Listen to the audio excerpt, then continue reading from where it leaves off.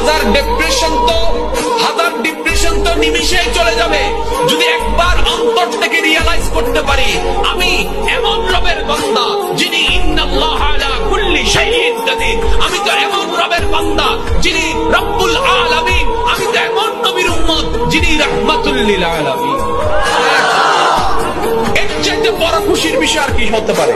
আর যেখানে খুশি আনন্দ চলে আসে সেখানে ডিপ্রেশন থাকে।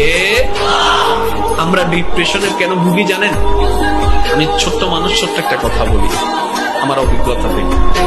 আমাদের বেশিরভাগ মানুষ দুঃখ কষ্ট জীবন পার করছি যে কতগুলা কারণে, তার মধ্যে একটা অন্যতম কারণ হচ্ছে আমরা বান্দা হিসেবে আল্লাহর সাথে, উম্মত হিসেবে নবীর সাথে যত গভীর রিলেশন সম্পর্ক থাকা দরকার ছিল আমরা সেই সম্পর্ক বজায় রাখতে পারি নাই বলেই ওই শয়তানের ডিপ্রেশন গুলো আমাদেরকে বারবার হামলা করে যাচ্ছে, বারবার আমাদেরকে আহত করছে, বারবার আমাদেরকে ভেঙে ফেলছে। আবু বকর সিদ্দিকের জীবনটাকে একটু পর্যালোচনা করেন, আপনার জীবনকে সামনে রাখেন।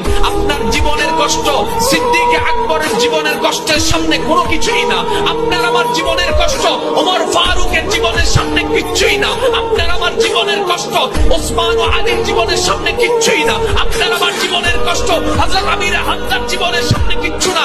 ওরে ভাইরা, আপনার আমার জীবনের দুঃখ যন্ত্রণা কষ্ট ইমাম হুসাইনের কারবালার জীবনের সামনে কিচ্ছুই না। কিন্তু ওনাদের জীবনে দেখলাম মুখে মুস্কি হাসি, অন্তরে প্রশান্তি। ও সাহাবায়ে কেরাম এত কষ্টের মধ্যে হাসেন কেমনে? বলে যে যেখান থেকে শান্তি আসে ওইখানের সাথে কানেকশন জোড়াই রেখে এসেছে। সুবহানাল্লাহ।